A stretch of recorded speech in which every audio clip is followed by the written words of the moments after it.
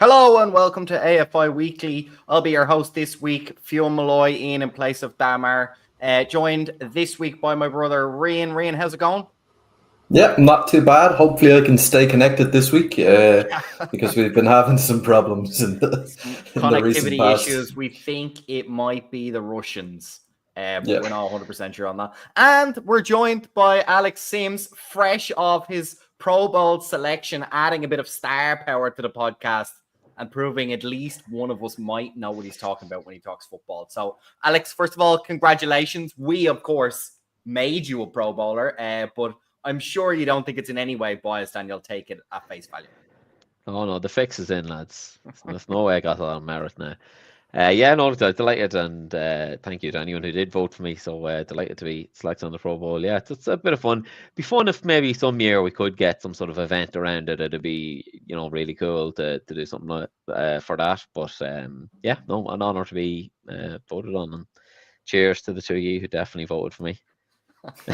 Yeah, well, look, there wasn't much options. I feel like obviously fantastic year for the Mavericks. They also dominated a lot of the Division One voting. So fair play, a very strong season, and well done to all the other winners. I think it's a great way to recognize some talent around the league. It's also fun to see that it's not a whitewash, even in the Premier Division. I think 6 of the 8 teams had at least one player nominated, and there was nominations not nominated, selected, and there was nominations from every team in the league. So that I think bodes well. And personally, I think it's a lot of fun to be able to get people to interact with teams. Do you know what I mean? It was always a little bit clicky, and it gets people to be able to vote outside their team and acknowledge some of the talent and the star power we have around the league that ultimately makes the games a bit more fun to watch. So, lads, I think we'll dive straight in. We had obviously one playoff game this weekend. That was for the place. That saw the Northwest Vipers up against the Stags. Northwest Vipers came through on top 40-26. Very high scoring plate game. Looked like entertaining for any of the crew that went down to watch it.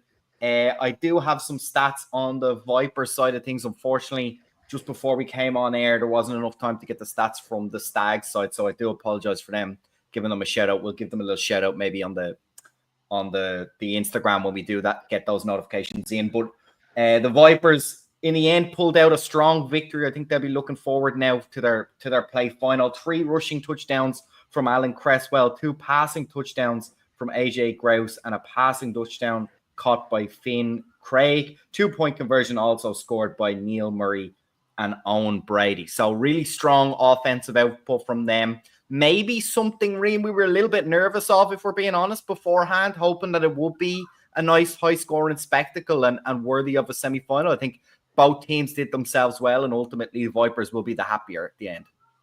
yeah, absolutely. And I think it's worth noting that the Stags kept it close for quite a long time in that game. It just seemed like they ran out of steam there at the end.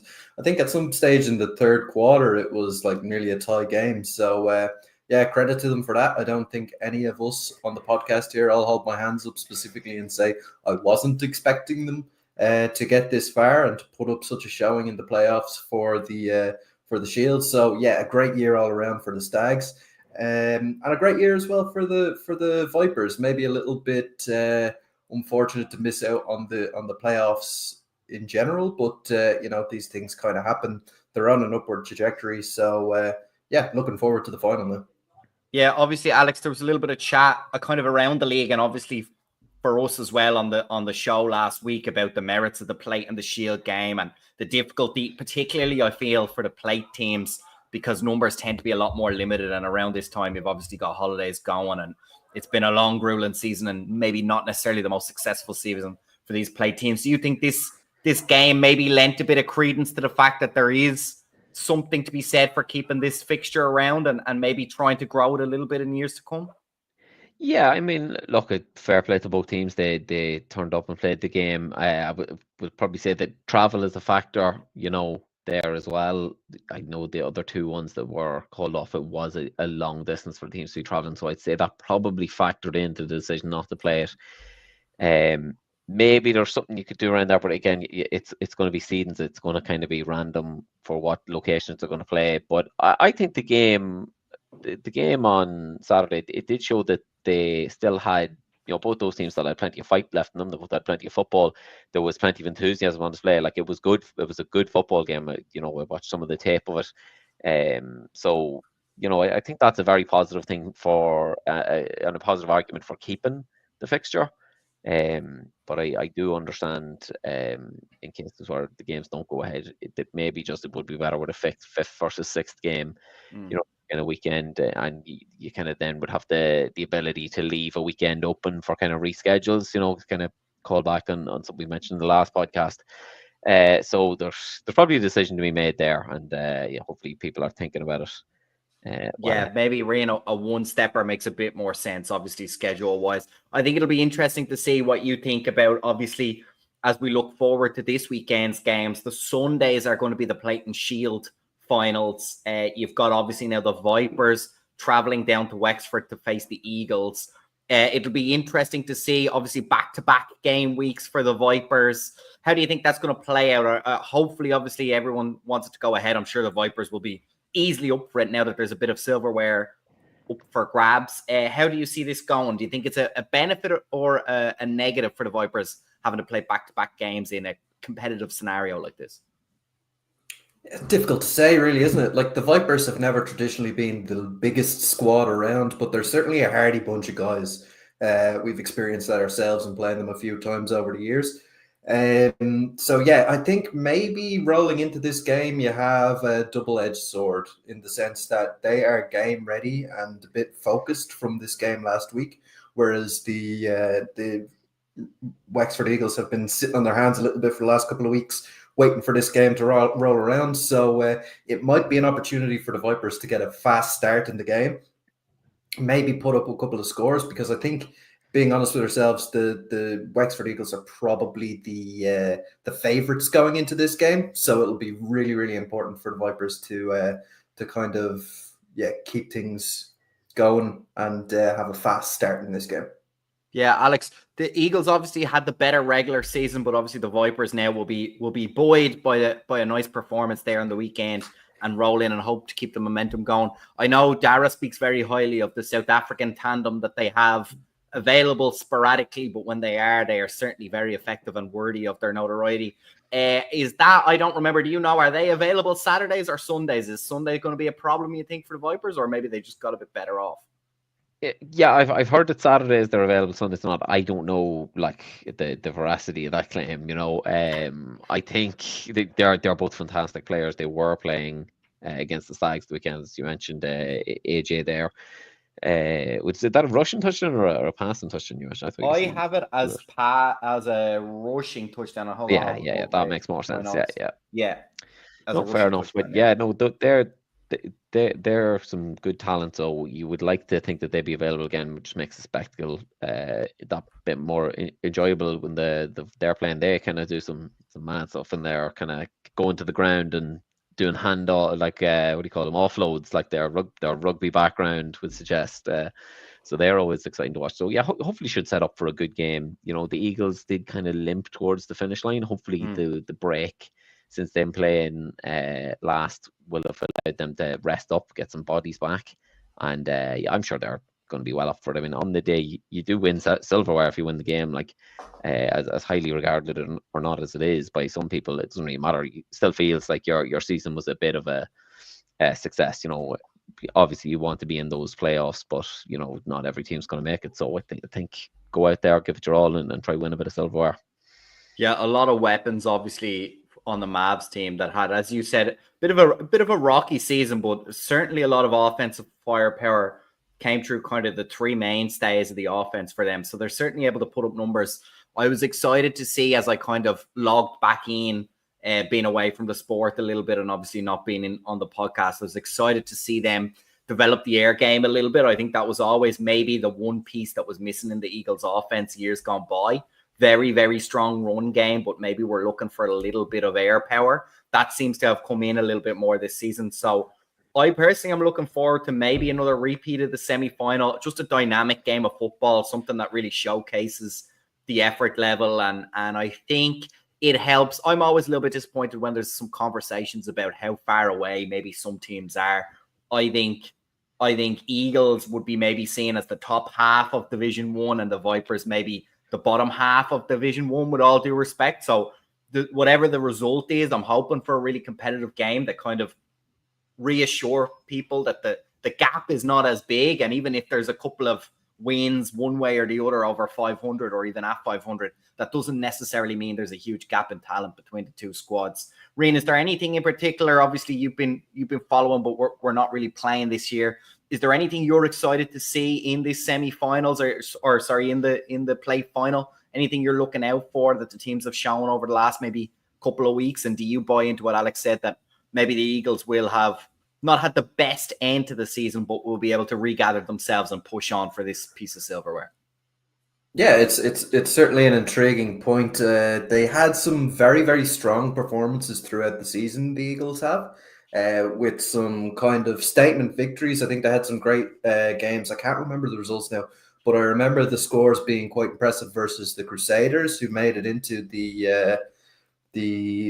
playoffs, of course. So yeah, it's going to be an interesting one. They're obviously capable, but I think they have hit that kind of attritional phase of the season where they've lost some bodies. So maybe Alex is right that a little bit of a break will have done them some good, and they can kind of recalibrate and keep going for this one. But like you said yourself, Fionn, I'm really hoping that the South African duo of the Vipers is playing in that game, because their stuff is just incredible to watch. Like the little pitches and handoffs and stuff is just crazy to see. But yeah, it's a good part of the game, and it's enjoyable to have. So obviously we don't have our key man Dara here with us today. We're assuming we had a little huddle beforehand. We're assuming this is going to be in the National Sports Centre. We can't confirm that yet, but we'll make sure when Dara is free that he definitely does confirm it, and we'll throw it up online to make sure anyone who is around, highly encourage them to go and see the play. I imagine it's going to be an impressive game of football, hopefully one that draws in a bit of a crowd. The same game, or the same venue, obviously we have the Shield final. Another interesting matchup, and again, I don't know, Alex, you maybe feel the same as how I described the plate game, in the sense of Knights had a pretty strong season, maybe a little bit disappointed to miss the bubble in terms of the playoffs, and then versus the Vikes that had struggled, but ultimately I think will be happy with their season's achievement. And so maybe this can be another competitive game of football that shows that the talent gap is closing in each and every season. Yeah, I mean, I think this one is probably, I would suggest there's a bigger gap between the Knights and the Vikings than there is between the Eagles and Vipers. But I think UL really struggled towards the end of the season, especially even with numbers, whereas the Knights haven't really had that problem at all this season. They've got talent, and they've got it in abundance. They were unlucky to miss out in the playoffs, so they will be disappointed with how their season ends. And I think, again, this is just a way you can put a little bit of shine on it. You're not going to be happy ultimately, but you can at least play an enjoyable game of football and come out feeling a little bit better about your season after it. Yeah, Ryan, the trenches might be tested in this game. Obviously, the Knights, well renowned for many, many years of their size and power in the trenches. And the Vikings also typically tend to have a very, very strong offensive line in particular. Do you think this might be a showcase maybe for some of the young talent in the league? I don't want to, obviously, the Viking or the Knights have been around for a long time. They've got a lot of seasoned veterans on, but obviously punctuated on offense by some of the young stars that they've found over the last couple of seasons that have been grown year on year. Obviously, we've spoken about the Vikings before, how in their university system, them more so than UCD tend to have to bring in a lot of young talent each and every year to kind of fill out the roster. As Alex said, there's obviously downsides with that, but could maybe be a great showcase for some of the young talent that we've got up and coming in the AFI, and particularly in this Premier Division. Yeah, absolutely. I think the UL have a constantly fluctuating team, and it does kind of show from time to time that they don't have the most cohesive base to that squad, but we are starting to see that kind of fill out a little bit in these last couple of years. And like you said, some of these students who are coming in, who are fresh, young, are they're some very, very good players, and hopefully we get to see them shine in this game. Now, that's not to say that there's not young talent on the opposite side of the ball. One that springs to mind is Liam Moore's at quarterback. He's been excellent this season. He was excellent last season. He's going to be a real keystone for those Knights moving forward. Like you said, they'll be disappointed to have missed out on the playoffs this season. Maybe stung a little bit by the results versus the Rebels, which could have gone, better for them. But look, I think they will be looking to put a punctuation mark on the end of this season to show people that they are really serious, and maybe start looking towards next season. Yeah, it'll be interesting to see what the Knights do under centre. If memory serves me right, there's been a bit of a swapping and jiggery-pokery and availability there at quarterback this season, and both options have performed well when asked to do so. So it's going to be really interesting. Before we have a look at the playoff side of things, I think we'll do a little wrap-up and do a little prediction on the score lines. Alex, I'll start with you and the plate final. Eagles, Vipers. What way are you going to go on that one? I'm going to say that the Eagles pip the Vipers again, say 28-20. Ryan, what way are you going to go on that plate final? I'm going to go high scoring. I'm going to go against what Alex says. I'm going to go with the Vipers in this one, and we will call it 35-32. Okay. And then, of course, the second game, the Premier Division Shield. Alex, Knights against Vikings. Which way do you see this going? Yeah, I see that the Knights were quite great on offense throughout the season, as we said. So I can see them putting up a bit of a score in the Vikings, and I hope that the Vikings offense can score, because they did struggle with that early in the season. But I'm going to have to go for the Knights, and I'm going to say 38-14. Brian? Yeah, I'm going to be a little more pessimistic than Alex in this one and say that the UL's offense has not been running the smoothest at all this season. I don't see them putting up very much versus that Knights defense. So I'm going to call this one 40-0, to be honest. Okay, yeah, I'm going to go. I'm going to take the Eagles. I think fair play to the Vipers. I think they got a nice win there in the semi-final to justify their appearance in the final. Ultimately, the Eagles have had a really good season this season. Maybe a bit disappointed, obviously, not to be in the playoffs, but I think it'd be their just reward to win the plate this year. So I'm going to take the Eagles, maybe 10-point winners. And then on the other side, yeah, I agree with you guys. I think the Knights have been playing really well. I think they deserve. I think it'll be difficult for the Vikings. I hope they do pull together good numbers and feel good about the squad that they travel up with. But ultimately, I'm going to take the Knights, and I'm going to take them by 21 in the end. So that brings us on now, conversely, to the Saturday games. And I left this, Alex, because already we've heard whispers of a little bit of controversy with the AFI. Not a whole lot can be done about it, but we have 4 games slated to go between the Division 1 and the Premier Division. Unfortunately, it doesn't look like we've got 4 games worth of referees to go around. You've been kind of clued into this. Can you fill us in maybe on any more details you might have around that? Yeah, I mean, at the minute, all I really know is that the Mavs and the Minotaurs have been asked about changing their games to Sunday, because there's an issue with refereeing. So like they don't have the availability of the officials. So it's with the respective club boards, I think, at the minute to figure that bit out. Rhinos and Minotaurs, or Mavs and Minotaurs? Is it 2 games that's going to be affected? Sorry, I meant Mavs and Minotaurs as the home teams, because gotcha. I assume they're the ones being addressed first. Maybe possibly the Crusaders and Rhinos have also. Well, presumably the Rhinos have, if Dara knows about it. But yeah. So look, there's a bit of messing about to do. Ideally, you're not doing it on the Tuesday before a game on a Saturday. I think you would have liked to think that this would have been thought about a while ago, but some things can't be avoided. And if you don't have enough refs, you don't have enough refs. So, look, we'll leave it up to the powers that be to figure that out. And hopefully by the time most people are listening to this, it'll all be sorted out anyway. Yeah, Rian, obviously get your thoughts on this. Worth noting, I think, that the referees in this league are essentially volunteers. So it's always tough when we're around summertime. There's a lot of schedules, families, and other things that get involved.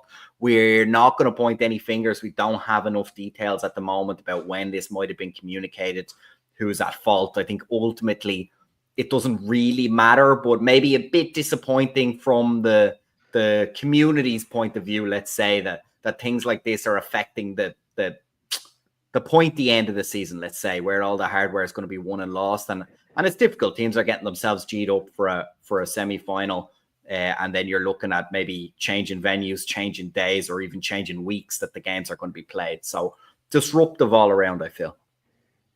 Yeah, a little bit disruptive, but at the end of the day, you know, people obviously take this sport very, very seriously in Ireland, as they should, but we do need to remember that it is a grassroots sport at the end of the day, where practically everybody involved is a volunteer. So mistakes do happen, and we see it year in, year out. I don't think it's massively avoidable, to be honest. Until we have more trained referees to do these jobs, we are going to see certain scheduling conflicts as we move on.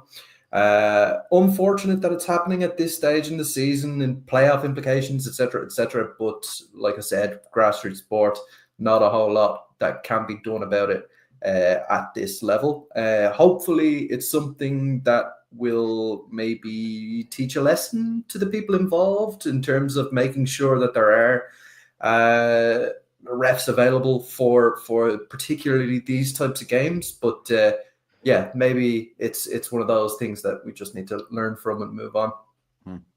Alex, we're going to dive right into your match against the Crusaders. Mavericks against the Crusaders, hosting at the moment, slated for this Saturday. We'll see what happens in the aforementioned. But fresh off your the Pro Bowl voting, the Mavericks, obviously, as I said at the top of the show, featuring prominently, particularly and most interesting to me, both on the offensive and the defensive line side of the ball. For me, something that stands out, you've got the 2 Pro Bowl quarterbacks and 2 of the 3 Pro Bowl running backs in this game on either side of the ball. Super interesting. You're obviously a defensive man. Is this going to be a case of not letting one offense run riot, or are the defense kind of lining themselves up to play a bit more of an active spoiler role in this kind of game? Yeah, I think you've got to sort of relish these games coming up against 2 massively talented players in Jordan and Wello, and of course the rest of their offense isn't without talent either. But yeah, I'm quite looking forward to it. When we played the Crusaders in Dundalk last at the end of May, they didn't have Wello there at that game. So you kind of always want to test yourself against people, the best. I think, especially if, like both of our, both teams here, we're aiming for promotion to the SBC. You want to pitch yourself against the best. So I'm looking forward to the challenge coming up against Wello. Trying to avoid the footage that will go around online everywhere if I get stiff-armed by him, because he's got had a few of these this year. So definitely going to try and avoid that. But yeah, no, I'm looking forward to the challenge. I think everyone on the defense and offense of both teams, I'd imagine, are really looking forward to what should be a good game. It's always a tough match against the Crusaders, and they're never out of the game with the offensive firepower that they do have. They can always, get some quick fire scores and get back into a game. So, yeah, looking forward to the game. So we'll see whether it's Saturday or Sunday, but it's definitely in the rugby club in Dundalk. So, see you all there if you're in the area. The new jerseys were launched. Will they be getting a debut this weekend? Or they will be getting a debut. Yes, a little playoff treat that kind of came through last night. Yeah, fair play to the board for pulling that one off. That was quite a surprise to most of us.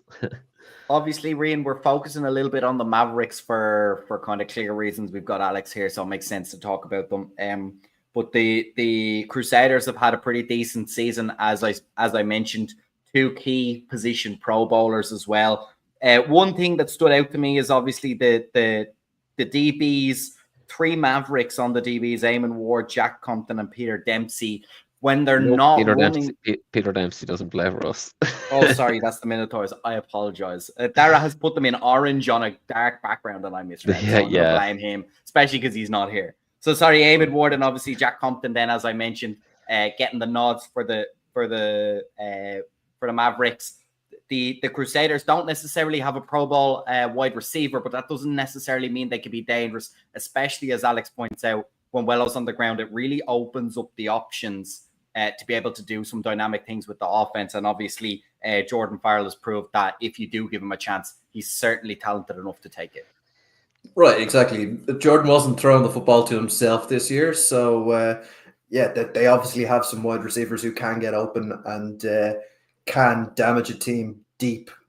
Because Jordan certainly has the arm to take the top off a defense. And like you said yourself, Wello obviously gives that platform when a team needs to be concerned about the run. It really draws in that kind of safeties and the linebackers into the box a little bit more. And it leaves things a little bit more open in the pass game. So it'll be an interesting one to see. I don't necessarily give the Crusaders a chance in this one, but look, we'll see how it goes. Playoff football is always a little bit crazy. Yep, and then on the other side of that semi-finals, we've got the Rhinos facing off and hosting the Westmeath Minotaurs. Again, congratulations to those two teams with a couple of Pro Bowlers. We've got the Peter Dempsey, aforementioned, is of course a Minotaurs player, and then also on the Rhinos, we have Valera Siderchuk, hopefully pronouncing that correctly. And then obviously Rafa Montero in at running back. And of course also, Tomas Vilic at wide receiver as well for the Minotaurs. So plenty of talent on show in this game as well, Alex. Is this presumably quite a tight matchup on paper for you? Is there any one team that has an advantage? I think you'd have to say psychologically the Minotaurs will have an advantage, having won both games, reasonably convincingly. Were they both 2-0, or did the Rhinos score in the last one? I think the Rhinos might have got one score in the last game. Yeah, because they obviously the opener they went scoreless, but that even if they might say the last week they weren't given, didn't want to give anything away. Still being beat twice by the same team in a season is never great. It's not what you want to have. So I think that would give the Minotaurs a slight edge there. Obviously the Rhinos will still want to prove that they're better than those two defeats. But I think you'd have to say that the Minotaurs would have a slight edge in it, even if just a little bit psychologically. Do we know, sorry to stick with you, Alex, do we know at quarterback what the Minotaurs did in the last game of the season and who was last game of the season it was Conor Brennan starting the last game of the season, and I believe Joe came in toward the end and got injured. Okay. So I think he ran in a touchdown and got injured, but I don't know. Does that mean he's definitely out, or was it just a knock and he wanted to take it handy, or is he out for the whole playoffs or even just this week? So not sure what they're going to line up there. That will be a key decision they'll have to make. But I think both quarterbacks are fairly talented anyway. They've, Connor's put up some great numbers coming in halfway through the season. He's put in some good numbers with the wide receivers, as you mentioned there, Fionn. So I think with either guy, they'll be happy and ready to go. They'll have whoever's, they'll have known for however long, and they'll have that guy prepped and ready to go. Yeah, Ryan 2-0 in the regular season, but the Rhinos have found a way to get some key wins this year. They'll be pretty happy with their season, although you'd have to say, I think probably the mood in the camp is that a win here would obviously make it a lot sweeter, and they do feel like this is pretty even. We spoke to Dara after the regular season finale. They learned a lot from that game. They'll be keen to analyze the tape and make sure they're doing it.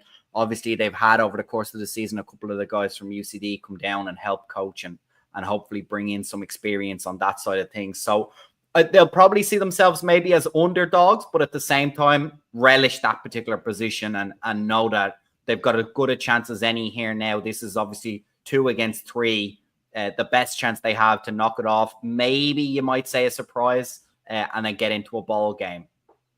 Yeah, 100%. The Rhinos have a tendency to, get themselves ready for the really big games. If memory serves correct, they went 0-2 against a certain other team last year in the regular season and then beat them in the playoffs.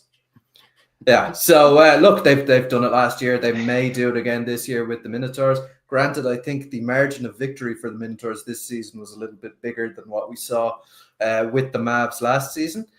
So yeah, it'll be a tough mountain to climb, but you can be sure as hell that those Rhinos are going to be ready to climb that mountain. Yeah, I think it'll be interesting as well. The Rhinos certainly have a lot of size on that offensive line and Not in the defensive line. center, very short at the center. Very position. short center, but also very wide center. So maybe they can do something with that. I've got a bit of a science background. I know there's things with gravity and center of mass and all that stuff that maybe they can leverage. We're gonna kind of leave it there for the Division 1 semifinals. I might go, Alex. I don't know if you want to be asked about that first final. You just want to kind of leave it in the Inter. We'll be ready and let's see what happens, kind of thing. No, I'm always happy to make a prediction. I always back myself. give us a Mavericks are going to prediction. win. Mavericks are going to win. You want to put a score on it, or that's not that's a step not tempt fate that much, but no, Mavericks win. And Ryan, what are you going to go for in that game? I'm also going to go with a Mavericks win, and I think it's going to be a cricket score, to be honest. Let's go 35-0. Okay, I'm going to go Mavericks as well, but I'll make it a little bit closer. I think a 14-point win for the Mavericks and a very entertaining game there. On to the other semi-final. Alex, you can be a bit more open about this one. Rhinos, Minotaurs. How do you see this one going? I think the Minotaurs win this one. Despite despite Rian's jibe at me earlier, I think the Minotaurs have shown that they have what it takes to overcome the Rhinos. I think maybe even for that reason of last year, the Rhinos did the same thing.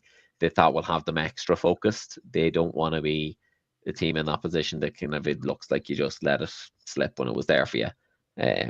So yeah, I think Rhinos win. I think it will be a very close one. I think it's one score. It might even be a field goal. But I'm going to say 7. Ryan? Yeah, well, let's hope if there's field goals involved, there's no babies in the general vicinity.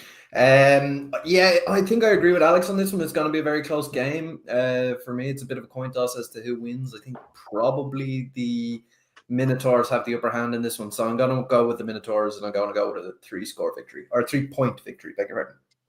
Yeah, I'm going to take advantage of the fact that Dara's not here to beat me up. I'm going to go for the Minotaurs on this one too. I think the experience from the Premier Division can't be overlooked. They'll be hugely buoyed. They've got a lot of experience and they know exactly what they do well and they know how to leverage that in a game. I'm going to go a little bit further than you guys. I'm going to say 14 points in this one as well to the Minotaurs. So I'm going to leave it there before Dara mutes me and my screen cuts out. We're going to move on to the Premier Division semi-finals. 2 games there to look forward to as well. The undefeated and number 1 ranked Trojans host the Dublin Rebels. The Rebels make it into another playoff, a long run of success over the last few seasons. Rain, big change in the starting lineups. Obviously, we've discussed it all season for the Rebels. They've adjusted well, made it back into the playoffs once again, but they host I think you're allowed to say, resurgent Trojans team. Long ago, they went through many undefeated seasons. They've come back now and had another very successful one against another a good, you would have to say, a strong Premier Division lineup. How do you see this one going? Is there anything the Rebels can do, or in your eyes need to do, in order to get one over on this number 1 ranked Trojans team?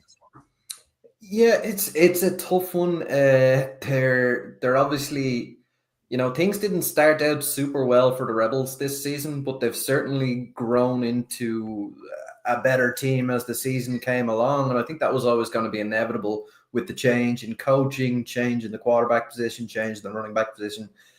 So they have really impressed me towards the end of the season. Obviously, the marquee victories there against the likes of the Knights, who I kind of had penciled in for the playoffs myself prior to them going against each other.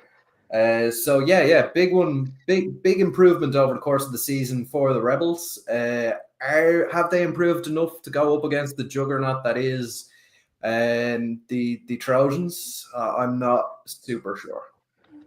Alex, we just said juggernaut there, and I don't disagree with Rain, but for the sake of argument, I'll say maybe not the most flawless undefeated season. There was enough close games there to kind of suggest, maybe I'm posing this as a question, was there enough close games there to suggest this might not be completely wrapped up on the Trojan side and there is a bit of competition in the semi-final?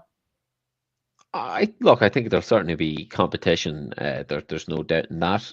Um, it's difficult to see beyond the Trojans in this one. Like they were, there were games where they were kept close during the season, but I think as the season progressed, they really looked like a flying, a team in flying form. They really had everything kind of figured out, including UCD, which you don't often see UCD getting figured out so easy. But the last time that we've seen the UCD side figured out has probably been the Rebels, and plenty of those Rebels still remain in the club. So they definitely have that sort of playoff pedigree and sort of experience. So I don't expect them to take it lying down, but I do think the Trojans will have too much for them on the day. Can we just point out, by the way, Fionn says that the Trojans have been involved in some close games. They finished the season with a points difference of 247 over 8 games. Yeah, I might have pulled that one out for talking points. I admit that's where we kind of missed Dara. He's been much more on the pulse this season. I was maybe crossing my fingers, and I will admit I probably mistook them for some UCD fixtures, that kind of close game against the Rebels and whatnot. Anyway, interesting either way, Rian, as you said. Do you see this as maybe a triumphant march to the final for the Trojans? They've, as you point out, and we should rightly correct ourselves, hardly put a foot wrong all season. I presume deserving ball finalists if they can keep their head and make sure, as Alex says, they don't get figured out too much here in the semi-final. Yeah, look, I don't think they're going to take this one as an easy victory and a walk into the final, not by a long shot. They know that this Rebels team is capable of, disrupting things, and they have that playoff pedigree that maybe the Trojans don't have in the last couple of years. So a lot of their squad won't be used to dealing with the kind of pressures involved in the postseason football. So yeah, look, they're not going to take this one lying down. So I think they're going to be well up for it. And we'll just have to see about the scoreline.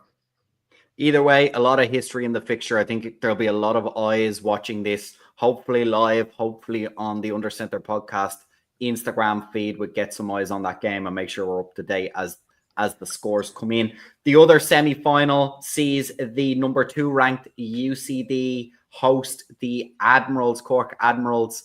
This one, I think, Alex, can definitely be said is going to be a very interesting game. UCD, obviously, I mentioned last week, we kind of liked, for the narrative's sake, to suggest that it wasn't quite as dominant of a season as it was. I'll get ahead of myself and make sure I don't make the same mistake twice.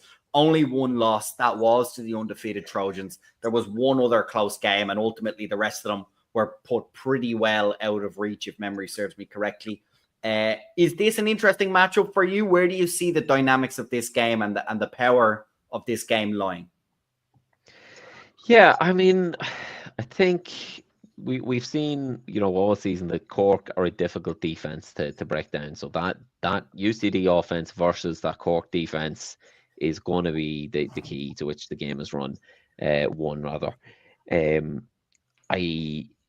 I think they held well down in Cork for an entire half of football, and then in the second half, once the UCD started to put a couple of scores in, the floodgates sort of opened there, and it became a bigger scoreline than perhaps the Admirals deserved to be on the end of. But I think in playoff football, you tend to have that bit more to give. So I can see them lasting this one out a bit longer than they did in the one in Cork, and I think a crucial difference could come into play is that I don't think Ben Kennedy played that game against UCD in Cork. I'm not sure. I could be wrong, but Ben Kennedy being back now, he has 11 touchdowns in 3 games, I think. He's he's an incredible running back there for them. So that kind of X factor added into a Cork defense, maybe that's sort of bolstered by the fact that it's just playoff football, does that give them an opportunity to maybe keep it even, hang with the UCD, and even see what it's like if you're leading in the third quarter. Can you get that UCD offense to start to panic, because they've not been the well-oiled machine that we've seen them be in previous seasons. I think there's certainly an opportunity there, more than Cork have had in the last 3 seasons, to win and get into a Shamrock Bowl. I think it's really there for them, and we'll just have to see if they have what it takes to grab hold of the opportunity and get themselves a place in the SBC final. Yeah, Rian, when they've had that Kennedy combo this season, Cork have done really well offensively, both on their legs and then also through the air. Is this a great challenge, do you think, for this pair? Obviously, brothers, and then the Cork offensive coordinators, and being able to put themselves up against in a game that matters so much and challenge themselves and test themselves against what is a very, very strong but not undefeated UCD team that they feel like they can justifiably argue in that dressing room that they've got as much a shot as anybody of making an upset here and making their way into a bowl final. Something they've tried to do over the last couple of seasons. It's been a while since we've seen them in a Shamrock Bowl final. Is that something you think they're looking forward to maybe in the Cork camp? I mean, you got to relish it. As a player in this sport, you have to do it against the best, and you have to want to do it against the best. And I think those two guys are two guys who certainly have that mentality. Towards the start of the season, I would have been a little bit concerned with the offensive output of the Admirals. But in recent weeks, since they've gotten back the Kennedy duo, as you said, they have been lighting it up on the scoreline. So I'm not as worried about that.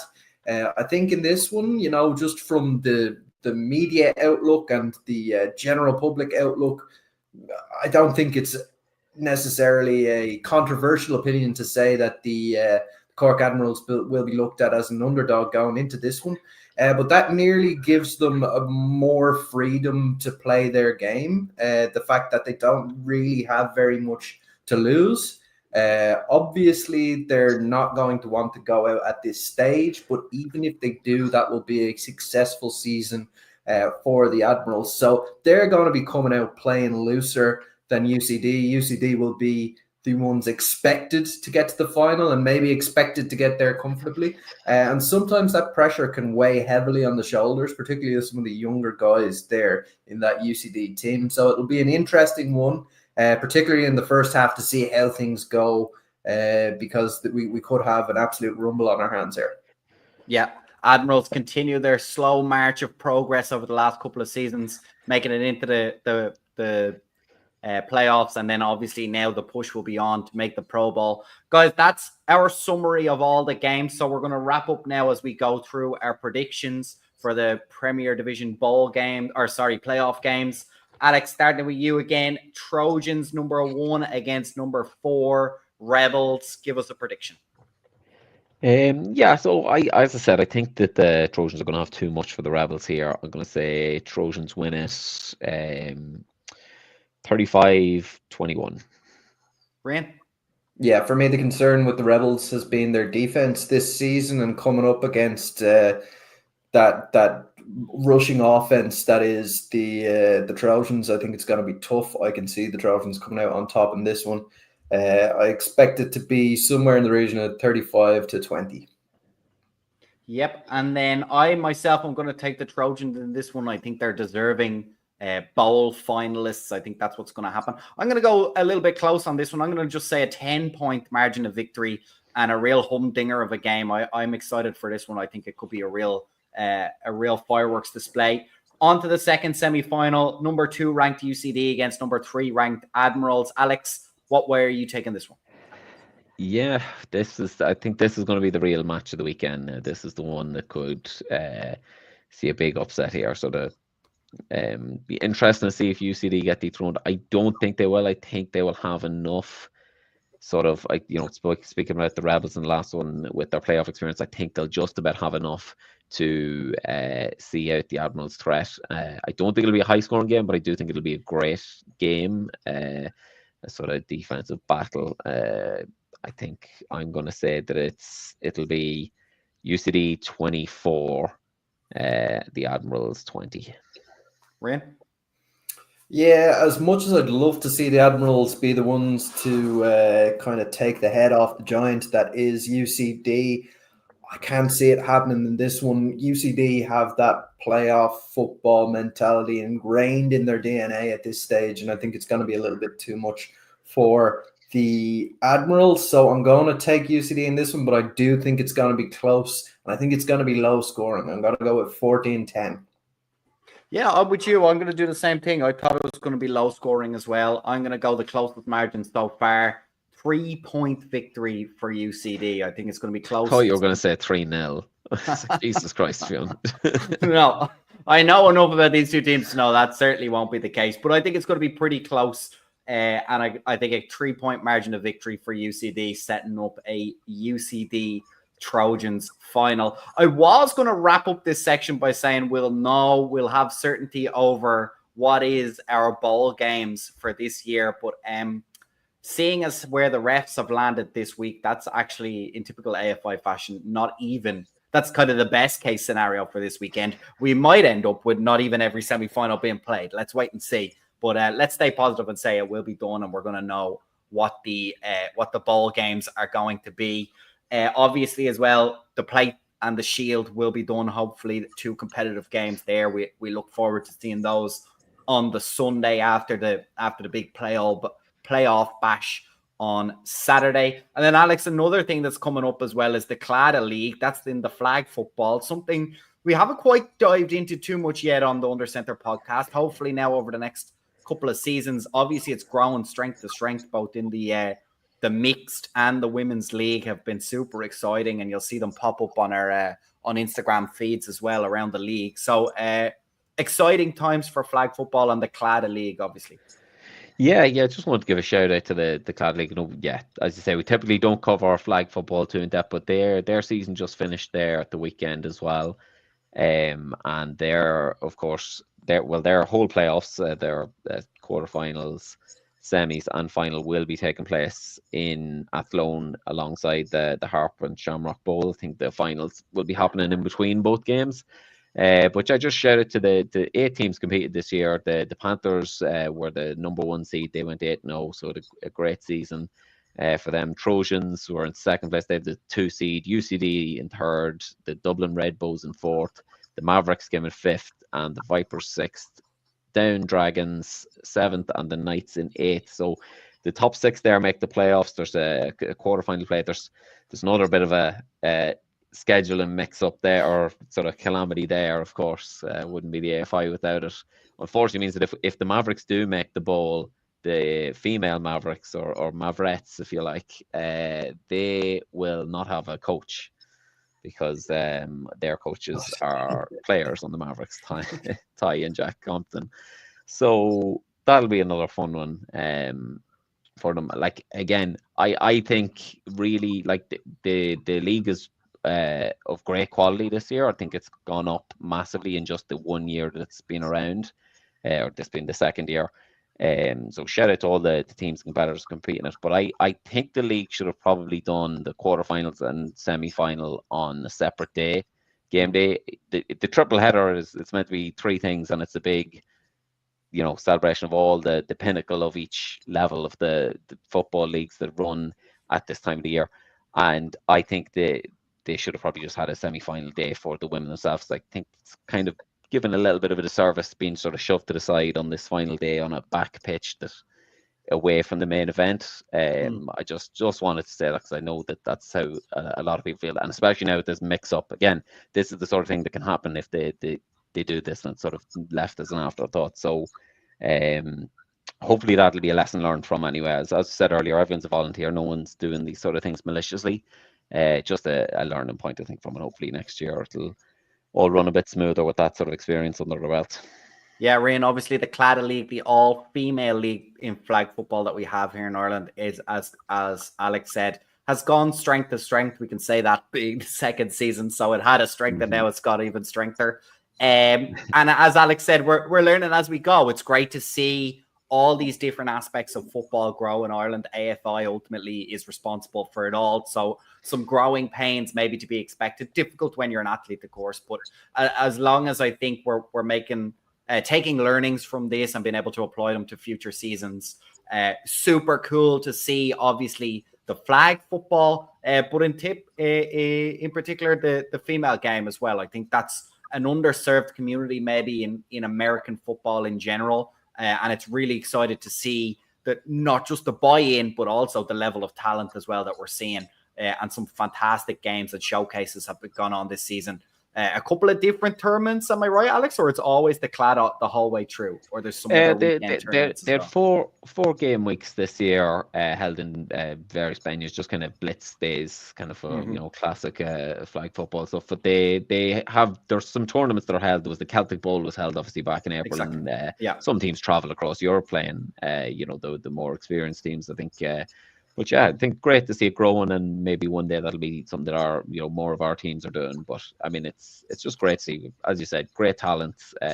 Really impressive stuff for a league in its infancy, really, only its second year. So yeah, shout out everyone involved there.